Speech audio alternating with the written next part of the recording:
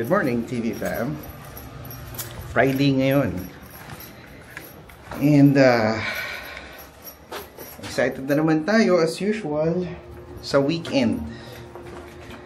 Maganda yung actually balak natin pag-usapan ngayon, no? Lalo na sa mga interesado sa inyo na maging future landlord at kung nag-iisip kayong maging landlord. Isasama namin kayo, no? Kapag na sinabi ko dun sa previous videos natin, sasama namin kayo sa journey kung paano ba maging landlord dito, particularly sa Richmond, BC. Kasi dito kami nakatira. Anyway, ang pag-uusapan kasi natin ngayon is about the residential tenancy agreement. So, hindi pala BU yan, no? Dinownload ko yung form na yan sa website na ilalagay ko dyan sa screen nyo para as early as na kung gusto nyo basahin nyo na kung ano yung mga nakasulat dyan kasi importante na malaman nyo yan bago nyo pa ilista yung property nyo. Alamin mo yung mga restrictions, yung mga rules, even yung mga notices kung halimbawa kung magno-notify ka sa tenant na alis hindi na sila mag-renew, notice of termination, lahat ng yan, no? Ang daming impormasyon na dapat as a landlord alam mo. Ang dami mong matututunan sa form na yan. And very, very interesting kasi akala ko dati kung magpaparenta ka, parenta ka lang, no? Hindi, it's not as easy as you think, no? Lalo na kung gusto mong ma-assure na maprotektahan din kahit papano yung rights mo as a landlord. Dito kasi sa Canada, I would say kahit nandito na lang i-narrow down na lang natin sa Richmond, BC. Majority of the laws, pati yung mga rules, revolves around protection towards the tenant. Ganun yung ano nila dito. So the mere fact na yung mga rules nila is in favor sa tenant, dapat maprotektahan mo din yung sarili mo doon sa risk sa pagkakaroon ng tenant na abusado. Some of the worries, no, na meron tayo is yung mga nakikita natin sa mga news wherein nagrenta sa'yo, then all of a sudden they stop buying. In order to evict them, it took years and years and years para mapaalis doon sa property. Paano kung meron kang mortgage, no? You should consider protecting yourself. And the only way na pwede mo magawa yon is really to make sure you do your due diligence in researching about your tenant, no? Lalo na kung halimbawa long term. Kami ang iniisip namin, ideally sa amin talaga long term, no? Yun yung tenant na hinahanap natin. Secondly, yung hinahanap natin na tenant would be someone who has a good record of being a tenant. So ang ginagawa pala dyan would be tatawagan mo yung mga previous landlord ng tenant, no? Alamin mo kung number one, alamin mo of course kung saan yung listing or saan sila nakatira at saan sila nagpapaupa. At kung meron talagang ganung lugar na pinapaupahan, kasi pwede naman gawin dyan, gawin kong reference yung kaibigan ko, sabihin ko, sa'yo ako nagrenta dati, do. So, ang daming ganyan na posibleng mangyari. Kaya dapat, pag nag-conduct ka ng reference check, talagang dapat alamin mo kung landlord ba talaga yan, how long siya doon, maganda ba yung payment record niya, nagkaroon ba sila ng problema in terms of relationship, ano yung mga pain points, no? So merong mga listahan ng mga questions na nakita tayo sa website na i-share natin sa inyo, no? Kung interesado kayo, i-compile ko na lang siguro yan, and then later on ilalagay ko somewhere in the link below. If not, message nyo na lang ako para maibigay ko sa inyo. Hopefully maalala natin na maibigay ko sa inyo yung impormasyon na yan. Pero I will try. Pero alam mo naman tayo, dahil sa napakadami nating iniisip, potentially baka makalimutan natin, no? Anyway, available pa rin naman yung impormasyon na yan sa mga website. So I wouldn't worry too much, no, dahil nahanap ko nga yung impormasyon na yan sa internet eh. So I'm pretty sure mahanap nyo din yan. Well, anyway,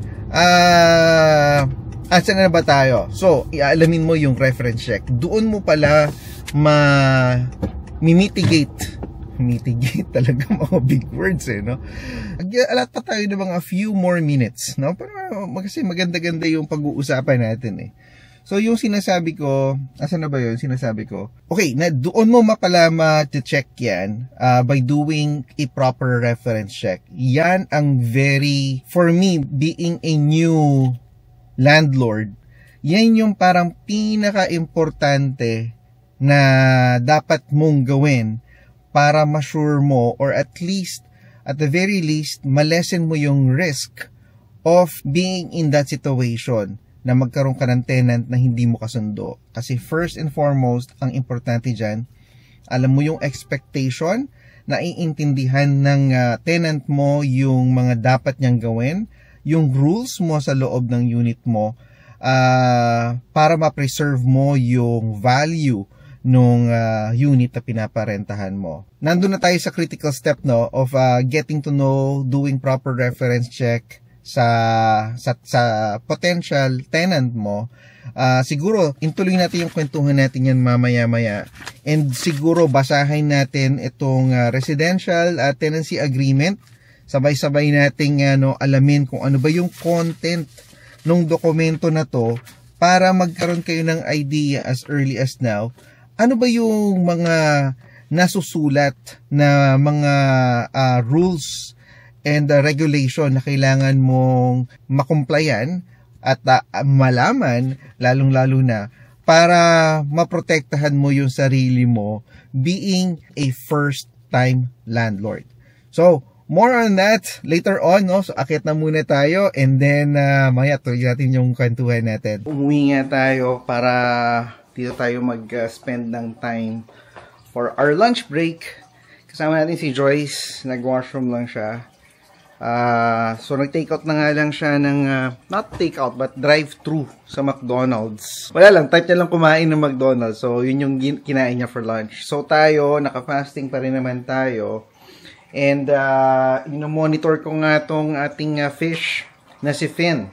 Kasi medyo marami ako nakitang parang sakit sa kanya. So yung fins niya nagde-deteriorate, no? So nilagyan ko na nga ng medicine, and then nag-change water na rin tayo. And then everyday gagawin natin yan as a cycle para na sa ganun mas bumuti pa yung pakiramdam niya. Yeah, hopefully soon enough he'll be back in his original state, no? Medyo sobra siguro naging busy tayo, hindi ko alam. Siguro nagtampo. Hindi ko na daw siya nabibisita. Later, susubukan ko subukan yung Too Good To Go. Again, kung naghahanap kayo ng mga another app na gusto nyong makatipid, no? Too Good To Go, recently ko lang din to nalaman, and na-mention ko to in the previous vlogs. Kasama nung Flash Food. No, so susubukan natin mamaya. Magbubook ako ng item na bibili natin. Malamang pizza to. And then subukan natin, tingnan natin kung how much or ano ba yung mabibili natin. Sama ko na kayo, i-book na natin ngayon habang nandyan kayo. So ayan, Apple Pay. Pay na natin. Ang labas niya is $9.44. Yun ang total amount. So, binili na natin. Mamaya meron tayong pizza na pipick upin.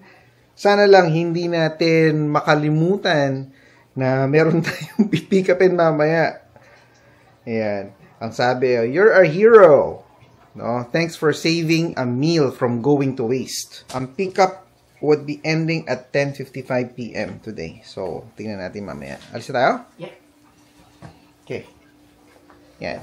Nawalk na rin namin si Switch para naman pag may aso, hindi dapat kinakaligtaan. Nagiging matipid na nga tayo dahil kay Switch. Oh, hindi na tayo bumibili ng P-pad. Ngayon, tsaka tayo Ano? mismo. Bakit? Tayo kumakain sa labas.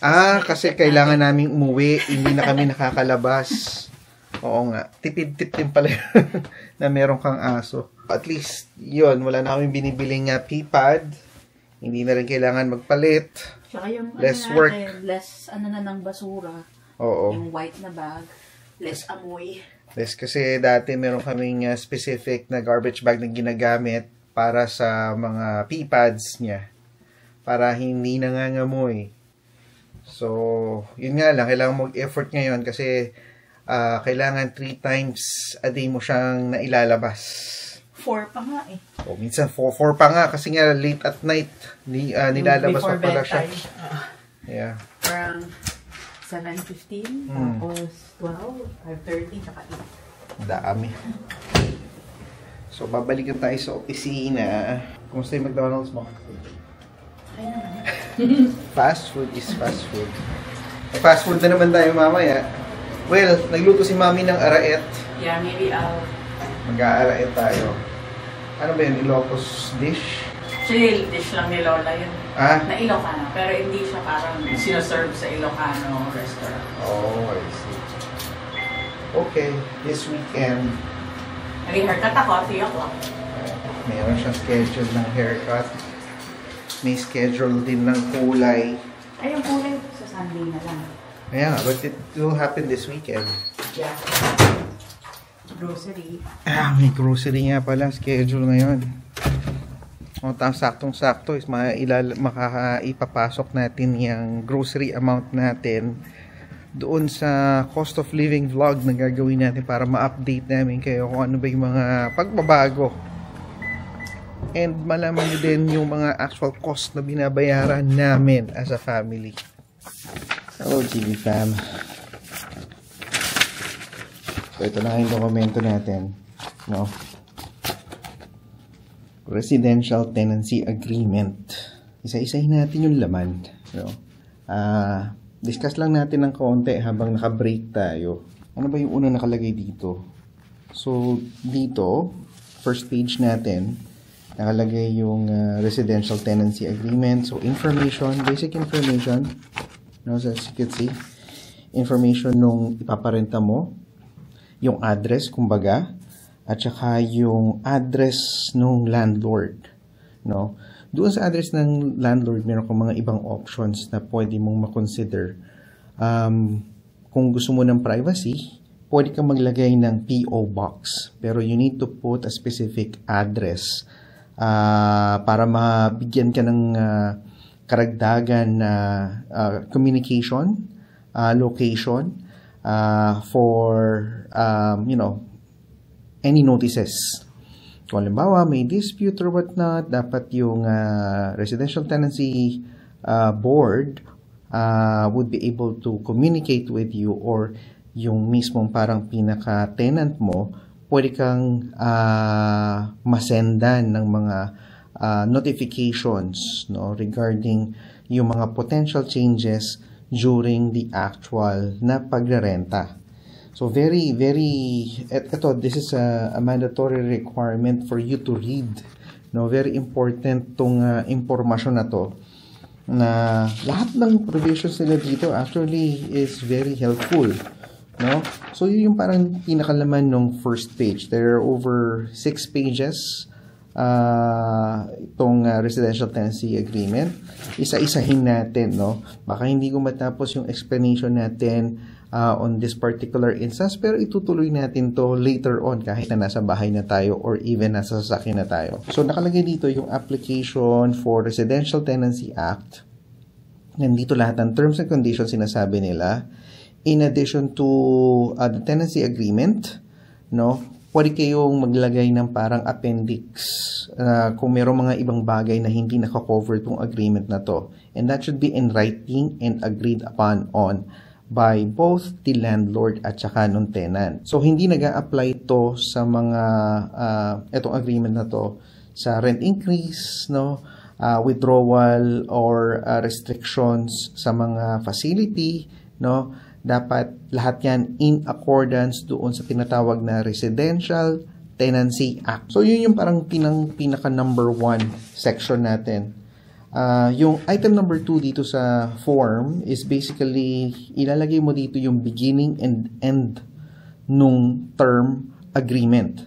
So, meron kang multiple options dito and very interesting itong mga options na available dito. Meron siya lang, 5 options. Wherein yung first option is yung start mo to, the succeeding months, a month-to-month basis requirement. Yun yung first. Yung next naman is from the time na nag-umpisa ka doon sa agreement, it could be weekly, it could be bi-weekly, or other as specified. Yung number 3 option mo naman or letter C, it's a fixed term tenancy. Meaning you have a start and an end. So, normal itong item na to yung pinipili ng mga landlords. It's because from the time that you start, let's say 1 full year, and then it ends at the end of the year, meron yung subsequent na option, which is yung letter D and E. Doon sa letter D, ang nakalagay doon, so pag kinlik mo yung C, you have 2 options pa na kailangan mong selectan. Letter D, at the end of the term, the tenancy will continue on a month-to-month basis. Ito yung usually na pinipick. So let's say you have 1 entire year na lease term, and then after nun, you go month-to-month. Normally, yun yung ginagawa. And then yung other option, yung last option connected to letter C, which is, letter E, kailangan mo mag-choose between the two, which is D and E. So, yung E naman, at the end of the tenancy, totally tapos na yung kontrata mo, no? The tenant must vacate the premises of the rental unit on that particular date. And I believe the mandated time is 1 p.m. Let's say, ang end term mo is May 31st, no? May 31st at 1 p.m. dapat vacated na yung vacant na, kumbaga, yung parang unit na nirerentahan mo. Yon. So, basically, yun yung parang initial na parang pinaka-importante na you need to really think hard kung ano bang mga options ang gagawin mo. So, A and B is more on like short-term rentals. You have month-to-month, weekly, bi-weekly, or other. And then your regular 1-year term would be letter C.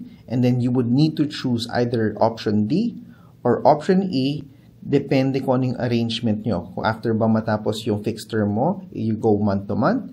Or at the end of the term, totally papavacate mo na yung unit mo doon sa parang tenant mo. Ano naman yung next? Yung item number 3.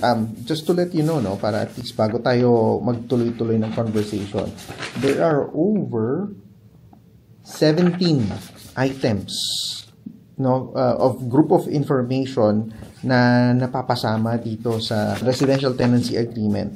Nandun pa lang tayo sa number 3. Hopefully, ma-discuss ko sa inyo ito nung medyo mas mabilisan, no? So, yung item number 3 naman natin pertains doon sa rent.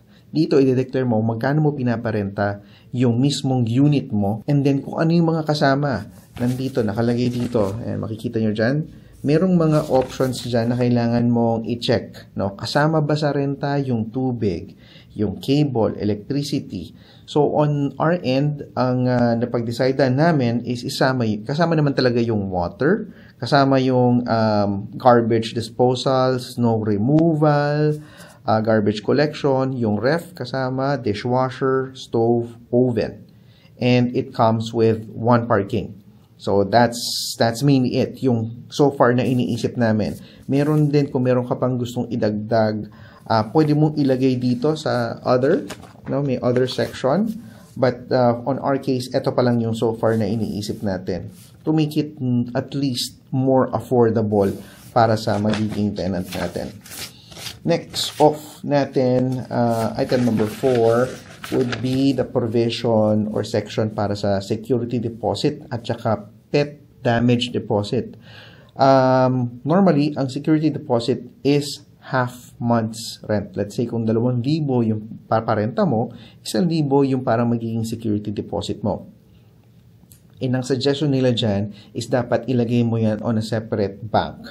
Kasi any interest na mag-gain yan, dapat i-return mo din yung amount na yon doon sa tenant. And doon sa mas may experience at nakakaalam, no? Please correct me if I'm wrong kung mali yung pagkakaintindi natin doon. Pero so far, yun yung pagkakaalam natin. And the next section doon would be the pet damage deposit. Pwede mong ilagay dito na hindi siya applicable dahil kung ang posting mo will inform yung tenant mo na hindi pwede magdala ng pets, so hindi mo sila hindi nyo kailangan magkaroon ng ganitong arrangement. For our case, we would prefer hindi namin i-allow na yung future tenants namin to have a pet in the unit. Kasi ang advice and based doon sa research natin, normally dyan nagkakaroon ng mga problems like yung mga nadadamage na areas. Ayaw natin ng sakit ng ulo, no? Since this is our first time, we wanted to make sure na dapat clean, less stress ang mangyayari sa atin sa gagawin natin tong initiative. At that's why we decided na hindi natin i-allow yung pets inside the unit, no? So at yun din yung hahanapin nating potential tenant natin, kumbaga. Now, there's certain sections here na medyo impassing na lang yung gagawin natin, no? Section for pets, kung halimbawa, since hindi naman natin i-allow yon, so pass na lang natin yon. And then yung number 6 naman is condition of inspection. So, from the time na ibibigay mo yung susi, no? Prior to that, you need to schedule a time in a day na kung saan kasama mo yung tenant mo and you basically do a visual inspection, no? Sabihin mo na itong mga bagay na to, ito yung mga current condition, and ang sabi nga nila, dapat daw mag-take ka ng pictures or even videos para at least alam mo yung previous condition upon turning over yung mismong unit mo doon sa tenant. So, there are certain guides na naka-indicate dito, and I would encourage everyone to read on it, no? Hindi ko na i-go through yung actual details pertaining that para mas makapunta tayo doon sa mga more important provisions. Next natin is payment of rent. So yung parang pinaka first day nung agreement nyo, that will be the first day na kung saan magbibigay ng rent. So, ibig sabihin yan, ang bayad ng renta is always in advance. First day of the month, if that will be the time ng ingress, doon sila magbabayad supposedly ng rent sa'yo, no? And then, each time na pumapalo yung first day of every month, doon ka dapat makaka-receive ng payment galing doon sa iyong tenant. Now, if in case hindi makapagbayad ng renta, yung mismong tenant mo, kailangan mo mag-issue, meron silang tinatawag na 10 days notice to end tenancy. Ang tawag dyan sa form na yan is Form RTB 30, no? Na pwede mo ring i-download. Again, no? So, kailangan mo munang i-issue yan, letting them know na, hindi ka nagbayad ng rent, i-end mo ng tenancy form mo, and then magti-take effect lang yung parang provisions or magkikick-in lang yung mga next steps doon after the 10 days notice, not before. So, ibig sabihin, di ba, pag nabigyan ka ng notice, meron ka mga certain proseso na kailangan gawin, hindi yun immediate, no? You will be given the entire 10 days, and then only after mo matapos yung 10 days na yon, tsaka pa lang siya magkikick in. A lot of items here na magandang information for you, no? Next doon kasi is, since after 10 days, actually, pwede mong i-claim yung security deposit mo from the tenant itself. And then use that as payment of rent, no? So that's one. And then, each time na kailangan nagbabayad sila ng cash, ang requirement is for you to provide a receipt Now, looking at this as a receipt, no, I would prefer, no, and I would encourage everyone, ang pagkakaalam ko and base dito sa nakikita ko, if mga e-transfer or whatnot, it doesn't require you to document or have a receipt because yung actual transfer documents bank to bank would be reflected somewhere else, no? So, hindi mo na kailangan mag-receipt only if magbabayad ka ng cash. So, I would encourage you, no, dapat digital ang payment, no, laging e-transfer na lang ng e-transfer para you don't have to provide any receipt. On or before the last day nung parang pinaka-tenant, dapat i-return mo lahat ng mga checks na naibigay sa'yo, no, mga security deposit, and so on and so forth. Now, lipat tayo dito ngayon sa rent increase, section number 8. Although all 17, no, very important to, gusto ko lang i-share sa inyo as part of this parang vlog natin, yung mga key items na dapat mong malaman.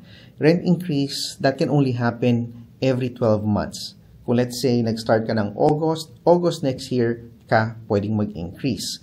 You need to provide 3 months notice. Yung 3 months notice mo, halimbawa, nag-notify ka, let's say, August, right? Na mag-increase ka.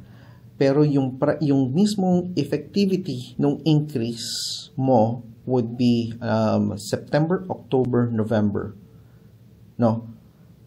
December, doon pa lang mag-kick in dapat yung price increase mo. So, if in case ang anniversary date mo is every August, no, dapat i-notify mo na yung tenant mo ng July, June, May. By April, mag-send out ka ng notice. Para na sa ganun, you have May, June, July, and then by August, that's where the price increase kicks in. And kontrolado yung price increases mo, ha, as mandated by the residential tenancy branch na kung nasaan ka nagpaparenta. As of today, dito sa Richmond, I believe 3% yung maximum. So, from your current monthly rate, 3% lang yung maximum na pwede mong i-increase doon sa renta. Subletting, again, dapat yan may consent. Repairs, kailangan naman ino-notify ka for, and the landlord is responsible sa mga repairs. Again, depende na lang sa type ng mga items na kailangan mong i-repair. Since strata naman to, normally, i-ask natin yung parang contracted repair personnel to do the repairs. Pero ideally, kung tayo naman natin, diba, para hindi nagbabayad, tayo na yung gagawa. Kasi ang minimum charge na, I think, pumapalo, minimum 200, no? Lalo na pag mga plumber. Yan, usually nag-range ka agad yan ng 200 each time na lumalabas sila. Emergency repairs, no? Dapat, kailangan ibigay mo daw yung mga emergency contact person pagka mayroong mga emergency repairs. So, doon naman sa building namin, meron ka nakapaskale doon na for emergency, kailangan property manager yung kailangan tawagan nila. And so, ganun din sa atin, no? Yun din ang dapat nilang gawin. At available naman yung resources na yan doon sa unit. Occupants and guests, dapat hindi mo raw i-hinder na magkaroon ng guest yung tenant, of course, no? Pero you could put some sort of limitation in terms of the number of people na titira doon sa unit. For a 2-bed, 2-bath, normally ang ina-allow nila is 4. Maximum of 4. Ideally 3. Kasi kung may bata ka na lalaki, babae, dapat dito sa Canada, separate ang babae, separate ang lalaki, kahit magkapatid pa yan. Yun ang requirement nila dito. Anyway, moving on to the locks. No, yung locks naman, hindi mo pwedeng palitan ng basta-basta. Kailangan i-advise mo yung tenant mo, ma-notify mo siya ng maayos bago mo siya pwedeng palitan. Yung entry sa rental unit, no? Yung landlord is allowed to enter the unit once every month, no? Or if in case merong mga emergency requirement, kailangan mong i-notify at least 24 hours yung tenant bago ka makapasok sa loob. Again, there's a lot more information on here that I will encourage you na basahin nyo, pero these are the key things na I think is very important na dapat malaman nyo. Ending the tenancy, again, no, a lot of information, pero as mentioned kanina, no, kung fixed term ka, matatapos ka na, dapat umalis ka na dun sa unit by 1 p.m. And that's one of the requirements. Landlord must give a tenant copy. So again, pag nagkaroon kayo ng ganitong agreement, dapat bigyan mo ng kopya yung tenant mo within 21 days upon entering into agreement. Once na mag-sign kayo, you're given 21 days para mabigyan mo ng kopya yung iyong tenant. Service document, kung may email address, no, dapat daw i-monitor mo yon kasi yung responsibility nagpo-fall sa'yo. Now, 17 additional terms, no, dapat kung meron mga additional terms, sabi ko sa inyo, dapat isulat nyo yon, both i-agreed and then dapat meron ding addendum kung meron ko yung mga papalitan ng mga item. And then sa pinakalikod niya would be yung parang signature block. No? Hopefully nakapagbigay itong item na to ng karagdagang impormasyon sa inyo. I'll go into more details once makapag-set na kami ng plans at alam na talaga namin yung gagawin namin. But for now, I just wanted to share, no, that we have started looking at information kung paano ba namin to, paano ba kami magiging successful sa endeavor na gagawin natin to. Again, sabi nga nila, no, pagka nagpaparenta ka daw and being a landlord, it's not easy. Kapareho nga ning sabi ni Kuya Puto, no, may mga risk ka dyan. So, kailangan make sure mo you cover yourself, protect yourself, para na sa ganon walang maging complication sa magiging arrangement mo with your future tenant. City of mine, how I love the city of mine. It never gets me down. City of mine, how I love